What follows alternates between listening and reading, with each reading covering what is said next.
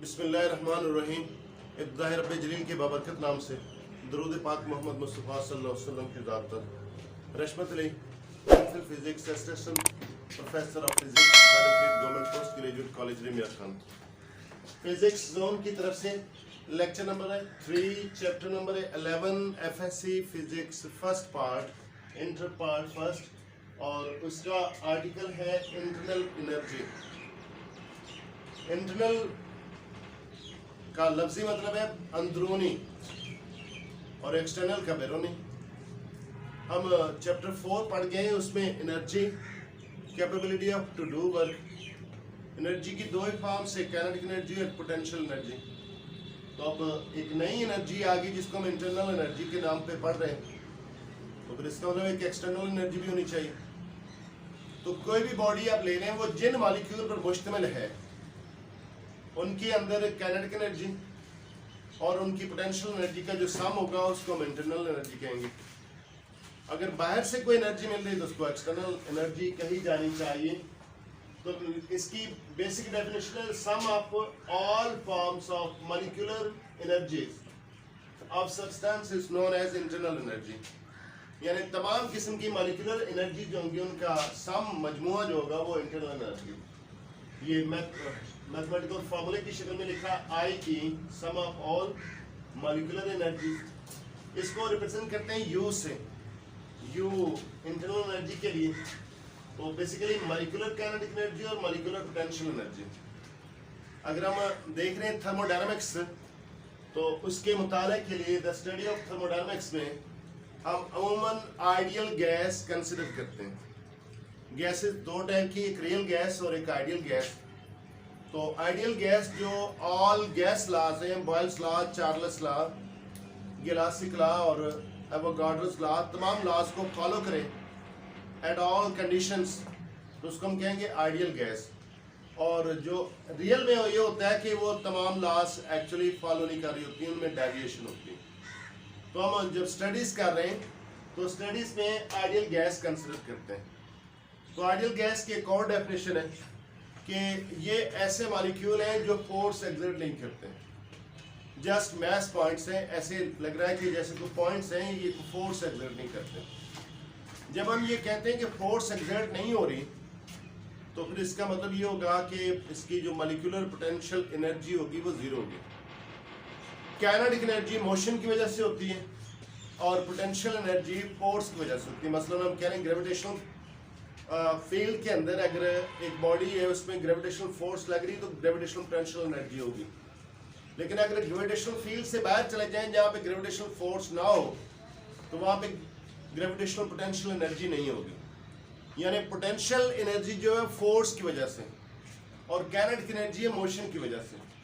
तो जब हम कहते हैं आइडियल गैस है, तो वो मैस पॉइंट से वो फोर्स एक्सर्ट नहीं करते, तो लिहाजा इसका मतलब उसकी मॉलिक्यूलर पोटेंशियल एनर्जी हम जीरो कर देते हैं मॉलिक्यूल की। बाकी बचेगा आपके पास, अगर ये मॉलिक्यूलर पोटेंशियल एनर्जी जीरो है, मॉलिक्यूलर पोटेंशियल एनर्जी जीरो, तो काइनेटिक एनर्जी सिर्फ इंटरनल एनर्जी बचेगी, मॉलिक्यूलर काइनेटिक एनर्जी।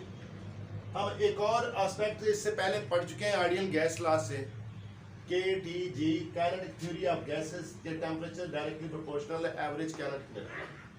और इंटरनल एनर्जी भी काइनेटिक एनर्जी पे डिपेंड कर रहा है, टेम्परेचर इस पे। तो दूसरे लफ्जों में हम कह सकते हैं कि इंटरनल एनर्जी सिर्फ टेम्परेचर पे डिपेंड करता है, क्योंकि और कोई चीज़ तो है नहीं इसमें, सिर्फ टेम्परेचर पे। तो उसको हम कह रहे हैं internal energy is a function of temperature only. यहाँ तक इंटरनल एनर्जी की डेफिनेशन होती है मुकम्मल।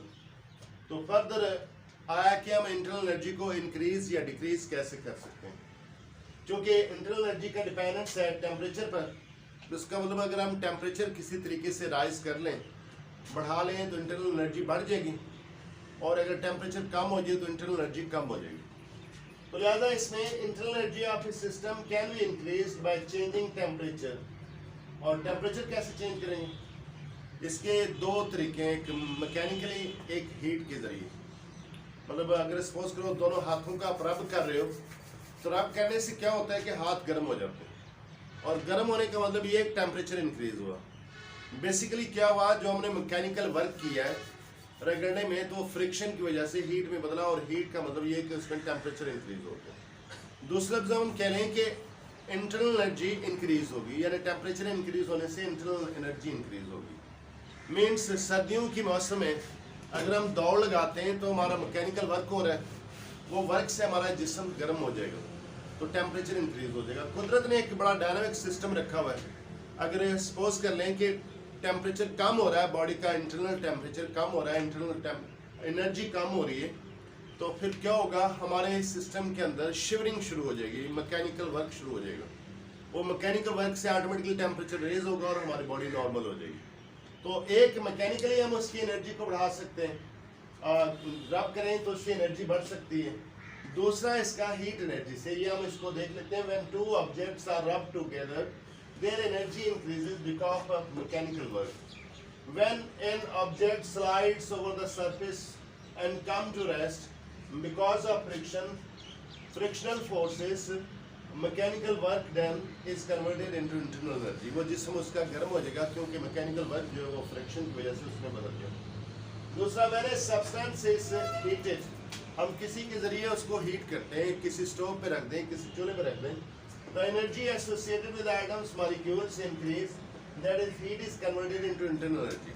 तो उसकी हीट जो ना टेम्परेचर बढ़ जाएगा तो हीट जो ना इंटरनल एनर्जी में चेंज हो जाएगी।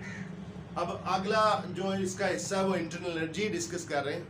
तो हमने देखना है वो किस किस्म का फंक्शन है, किस किस्म की नेचर है उसकी। तो इंटरनल एनर्जी को हम कहते हैं स्टेट फंक्शन, और स्टेट फंक्शन का मतलब है किसी हालत पे डिपेंड करने वाला, उस पे पाथ पे नहीं। In thermodynamics the internal energy is a state function. अब स्टेट फंक्शन क्या है? Function that depends upon the initial and final state but not the path taken, यानी उस रास्ते पे डिपेंड नहीं करता बल्कि देखा जाता है कि पहले क्या था और एंड में क्या था, उसकी इनिशियल इंटरनल एनर्जी कितनी थी और फाइनल कितनी थी, और इंटरनल एनर्जी की डिपेंडेंस है टेम्परेचर पर। तो लिहाजा हम एक इस एक्टिविटी को प्रूव करने जाते हैं। फर्ज कर लें कि सिस्टम है जिसमें प्रेशर और वॉल्यूम चेंज होता है। जब हम गैस की बात करते हैं चंद पैरामीटर्स हमें ज़हन में रखने हैं, प्रेशर, वॉल्यूम, मैस और टेम्परेचर, एंट्रोपी, इंटरनल एनर्जी। ये सारे ऐसे पैरामीटर्स हैं जिससे हम गैस के नेचर को, गैस की करैक्टरिस्टिक को बयान कर सकते हैं। तो सपोज कर लें एक सिलेंडर है, उसके अंदर गैस मौजूद है, आइडियल गैस मौजूद है, तो उसका पहले प्रेशर P है और बाद में प्रेशर उसका PB हो गया, यानी स्टेज ए पे था, इनिशियल स्टेज पे P है उसका प्रेशर, V है उसका वॉल्यूम। तो फिर हमने देखा कि प्रेशर इंक्रीज किया और इसका वॉल्यूम भी जो चेंज होके B पे आ गया। तो यहाँ पे A से B तक जाने के लिए दो रास्ते हैं, दो पास, एक C1 कर्व है और एक C2 कर्व है। तो यहाँ पे स्टेट फंक्शन का मतलब ये है कि ये डिपेंड करता है कि इनिशियल स्टेज पे इंटरनल एनर्जी कितनी थी और फाइनल पे कितनी थी। इस पे ये डिपेंड नहीं करता है कि किस पाथ के जरिए ये चेंज वाकई हुई। तो इसको भी हम कहते हैं ग्रेविटेशनल पोटेंशियल एनर्जी जैसे। तो कहते हैं कि by experiment the change in internal energy is always same. किसी भी रास्ते से जाएंगे चेंज सेम होगी and independent of C1 and C2। Internal energy is similar to the gravitational potential energy. It is the change in internal energy rather than the absolute energy। यानी अगर हम suppose कर लें कि एक एनर्जी है UA, UA जो है वो एब्सोल्यूट होगी, तो एक एनर्जी है UB, तो ये A और B जो है दोनों एब्सोल्यूट है। तो ये कोई ज़्यादा अहम नहीं है, असल में चेंज इन एनर्जी जो कि वो अहम होती है। तो change in internal energy is important. और यहाँ तक ये एक छोटा सा आर्टिकल मुकम्मल होता है। इंटरनल एनर्जी की डेफिनेशन आ सकती है, उसके हवाले से कंसेप्ट आ सकता है, कोई MCQs, कोई शॉर्ट क्वेश्चन आ सकता है। और मैं आपको कह दूँ कि इंटरनल एनर्जी क्या है उसको बताएं, तो इसकी नेचर क्या है वो बताएं। ये साबित करें कि स्टेट फंक्शन है, स्टेट फंक्शन के लिए डायग्राम वाले। तो ये हम पूछा जा सकता है कि how would you change the internal energy, तो उसके दरमियान वाला जो हिस्सा है वो उसमें इस्तेमाल हो सकता है। तो लिहाजा ये शॉर्ट क्वेश्चन या फिर MCQs के लिए इम्पोर्टेंट है, लॉन्ग क्वेश्चन के लिए नहीं, आपके इसका ALP का हिस्सा है। नेक्स्ट चलते हैं, एक छोटा सा और आर्टिकल है, वो भी शॉर्ट क्वेश्चन और MCQs के हवाले से इम्पोर्टेंट है। एक है वर्क, दूसरा है हीट। हम हीट को पहले पढ़ चुके हैं कि average total kinetic energy of molecules constituting the body, और वर्क पढ़ चुके हैं कि हम जब कोई फोर्स किसी बॉडी पे लगे, कांस्टेंट फोर्स लगे और उसकी डायरेक्शन में डिस्प्लेसमेंट हो, तो दोनों का जो प्रोडक्ट होगा वो वर्क होगा। लेकिन यहाँ पे हम देख रहे हैं कि वर्क और हीट ये किस सेंस में इनको रखा हुआ है। तो लगता है तो बाजार ये दोनों डिफरेंट है, लेकिन प्रैक्टिकली दोनों सेम है। Both heat and work correspond to the transfer of energy. दोनों का काम बेसिकली ये एनर्जी को एक शक्ल से दूसरी शक्ल में बदलना। मसलन आप हीट कह लें तो पेट्रोल जो है उसको जलाया जाता है, तो फिर उससे आपको हीट मिलती है, तो उससे मैकेनिकल एनर्जी आप हासिल कर सकते हो। इंजन में यही असूल होता है, इंजन में पेट्रोल जलाया जाए और उससे मैकेनिकल एनर्जी हासिल होती है। तो पेट्रोल में कौन सी एनर्जी? Chemical energy. तो उधर से मैकेनिकल एनर्जी वर्क डन है। तो दोनों की कन्वर्शन का रोल किसने अदा किया? हीट ने। इस तरह वर्क डन जो है वो हम कहते हैं कि चेंज इन काइनेटिक एनर्जी। सर्ट एक बॉडी मूव कर रही है, उसकी पहले कुछ सर्टन काइनेटिक एनर्जी है, तो जब हम वर्क कर रहे हैं तो फिर उसकी काइनेटिक एनर्जी में तब्दीली आ जाएगी। तो ये दोनों change in kinetic energy, transfer of energy. तो बाय सम मींस जो हीट इंजन है उसमें ऐसा होता है कि हम हीट उसको पंप करते हैं, हीट देते हैं। पंप का मतलब है लो से हाई की तरफ किसी चीज को फ्लो बनाना, जबकि नेचुरली ऐसा फ्लो नहीं होता। कि जब हीट को फ्लो किया जाता है फ्रॉम लो टू हाई, तो उसको हम कहते हैं हीट पंप करना। तो हीट पंप करते हैं तो उससे हम वर्क लेते हैं, ठीक है।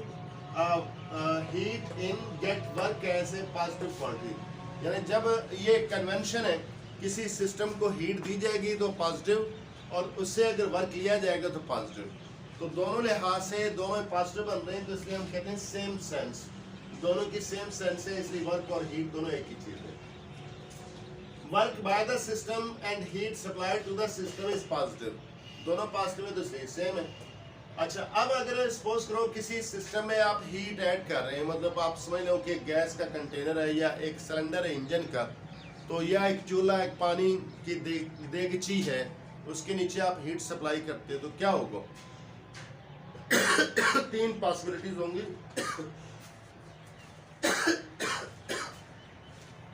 पहली बात ये कि उसकी इंटरनल एनर्जी इंक्रीज हो जाएगी, सिर्फ इंटरनल एनर्जी इंक्रीज हो, उसका टेम्परेचर इंक्रीज हो जाए।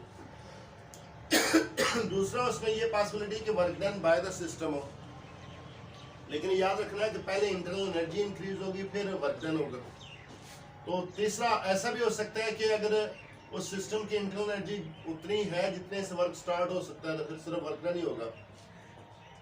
और तीसरी पॉसिबिलिटी ये कि दोनों ही हो जाए। तो ऐसा मतलब वर्क और हीट जो है एक दूसरे के साथ रिलेटेड है।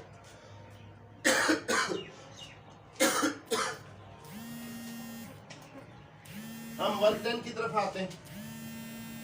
हम वर्क को जानते हैं चैप्टर 4 से कि W = F.D। ये जो वर्क है इसको हम कहते हैं मैकेनिकल वर्क, ये जनरल वर्क।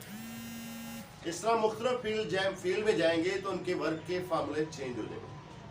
एक वर्क आपको बताते हैं इलेक्ट्रिकल वर्क, उसमें charge multiplied by potential difference. ये इलेक्ट्रिकल वर्क, जितना उसका चार्ज होगा इलेक्ट्रिकल में, जितना पोटेंशियल डिफरेंस होगा, उससे हम वर्क मालूम कर सकते हैं। अब इस तरह थर्मोडायनामिकल वर्क, जो थर्मोडायनामिकल पैरामीटर्स हैं वो हमें उसमें वर्क लेना है। मतलब अगर हम एफडी लेते हैं तो वो मैकेनिकल वर्क है, मैकेनिकल फोर्स लग रही है, मैकेनिकल मोशन हो रही है। लेकिन ऐसी फोर्स जब इंजन की बात करते हैं, ऐसी फोर्स हमें नजर नहीं आती, ना ऐसे डिस्प्लेसमेंट नजर आता है। तो फिर हमें उसको एक्सप्रेस करना है जनरल वर्क से या मैकेनिकल वर्क से, उसको थर्मोडायनामिकल वर्क। तो थर्मोडायनामिकल पैरामीटर कौन से? प्रेशर है, temperature, volume, internal energy, entropy, और भी कुछ फंक्शंस हैं, लेकिन हम जो आपकी बुक से रिलेटेड है उनका जिक्र कर रहे हैं। तो लिहाजा हम देखते हैं कि डायरेक्टली मेजरेबल क्वांटिटी जो थर्मोडायनामिक्स में होंगी वो प्रेशर, टेम्परेचर, वॉल्यूम और अमाउंट ऑफ सब्सटेंस होगी। तो इसके लिए हम क्या करते हैं? Consider a gas is enclosed in the cylinder with movable piston, movable frictionless piston of cross sectional area A. तो फर्ज कर लें ये एक सिलेंडर है, इसमें हमने ये पिस्टन शो किया हुआ, उसका बेस एरिया सपोज कर लें ए है। तो इसमें हम सपोज कर लेते हैं आइडियल गैस अवेलेबल है तो इस वक्त प्रेशर अगर P है ऊपर से तो फिर इसका वॉल्यूम जो है V हो जाएगा। अगर हम सपोज कर लें कि इसका प्रेशर हम कर दें रिड्यूस, कितना कर दें, P से डेल्टा P कम कर दें, तो इसका यकीनन जो वॉल्यूम है वो बढ़ जाएगा।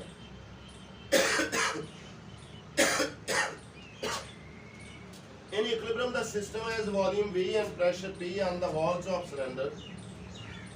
The force exerted is given by P is equal to F over A या F is equal to P है, इसी में से हम फोर्स निकालेंगे। और ये फोर्स हम जानते हैं, पहले तो हमने कुछ पढ़ा ही और था, P F is equal to M में ये फोर्स थी, लेकिन अब इसके मुताबिक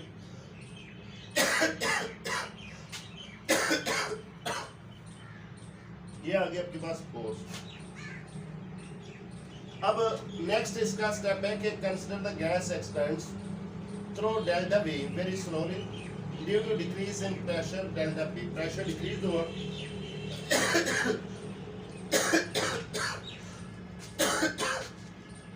गैस एक्सपेंड होगी।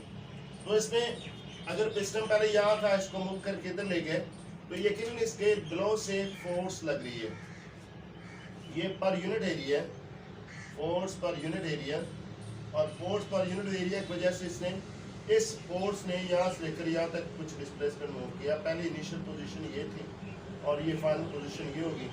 पहले जो वर्टिकल डिस्टेंस है वो y और बाद वाला y2, तो दोनों के दरमियान जो डिफरेंस होगा वो डेल्टा y होगा। तो वर्क डन कैसे मालूम करेंगे, F dot delta y। Delta y इसलिए डिस्प्लेसमेंट उसका y है, तो लिहाजा वर्क डन ये दोनों सेम डायरेक्शन में अगर कह लें, डिस्प्लेसमेंट भी अपवर्ड है, फोर्स भी अपवर्ड है, तो लिहाजा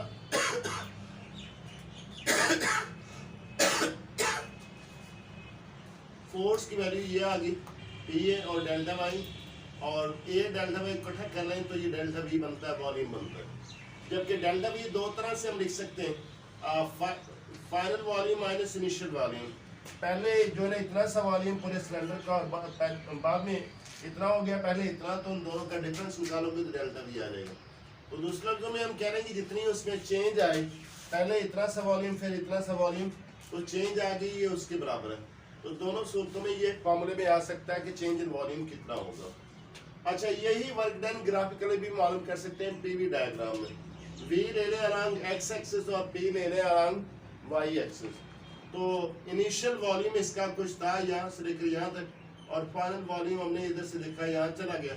इन दोनों का जो डिफरेंस है V2 माइनस V1, ये इसका प्रेशर हो गया कांस्टेंट। आप समझ रहे हैं कि प्रेशर इसमें या तो हम चेंज कर दें या कांस्टेंट रख लें, दोनों सूरतों में। अगर हम कांस्टेंट रख रहे हैं तो फिर अगर एक्सपेंड हो रही तो फिर एक और सूरत है कि इसको हम हीट सप्लाई कर रहे हैं।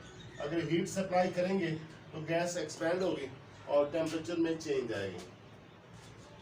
तो लिहाजा एरिया ये एक रेक्टेंगल से बन रही जिसको हमने शेड कर दिया। तो रेक्टेंगल का एरिया क्या होगा, area under PV diagram equal to length multiplied by breadth. Length इसकी आप कोई भी शुमार कर लें, क्योंकि ये तो इसमें हम ट्राइंगल के इस रेक्टेंगल के हवाले से देख रहे हैं। AD मल्टीप्लाइड बाय AB कोई भी कर लें। AD रिप्रेजेंट कर रहा है प्रेशर को और AB रिप्रेजेंट कर रहा है डेल्टा V को, तो लिहाजा ये वर्क होगा जो हम ऊपर मालूम कर चुके हैं। अच्छा, इसके साथ नेक्स्ट छोटा सा आर्टिकल है, ये भी अभी जितने आज हम पढ़ रहे हैं इस लेक्चर में तमाम शॉर्ट क्वेश्चन ये MCQs के लिए इंपॉर्टेंट लॉन्ग क्वेश्चन के लिए। Laws of thermodynamics. हम समझ रहे हैं कि ये थर्मोडायनामिक्स का चैप्टर है और इसमें बेसिकली जिसकी डेफिनेशन हम कहते हैं कि conversion of heat into other forms of energy और स्पेशली द मैकेनिकल एनर्जी। तो हीट इंजन का काम यही, कार इंजन, मोटरसाइकिल का इंजन जो है उसमें हम फॉसिल फ्यूल्स को जलाते हैं और उससे हीट जनरेट होती है और उस हीट से हम वर्क लेते हैं। तो इसका बेसिक प्रिंसिपल यही है कि कन्वर्शन करनी है, लेकिन कन्वर्शन किन असूल के तहत होती है उनको हम कहते हैं लॉज ऑफ थर्मोडायनामिक्स। यानी बेसिकली ये जनरल प्रिंसिपल जिससे कन्वर्शन वाक़ हो, यानी हीट से आप जो मैकेनिकल वर्क है वो हम कैसे लेंगे। The general principle which deal with the heat energy and its transformation into mechanical energy are called the laws of thermodynamics। वैसे तो 4 लॉज हैं, स्पेशली इसको हम कहते हैं zeroth law, first law, second law और थर्ड लॉ। तो यहाँ पे हम 2 लॉज जो है वो डिटेल से स्टडी करेंगे इस चैप्टर में, उनकी ज़रूरत है। जीरोथ लॉ हम नहीं पढ़ेंगे और थर्ड लॉ इसके हर क्लासेस जब आएंगे BSc या BS फिजिक्स में, तो वहाँ पे थर्मोडायनामिक्स का अलग एक पेपर होगा, उस पेपर में हम ये 2 लॉज मजीद डिटेल से पढ़ेंगे और उन लॉज की रिवीजन भी करेंगे। तो लिहाजा सबसे पहले हम देखते हैं फर्स्ट लॉ। फर्स्ट लॉ को basically law of conservation of energy भी कहते हैं।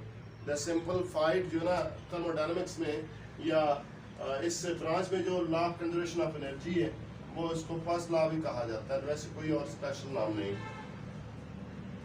कहते हैं कि इन एनी थर्मोडायनामिक्स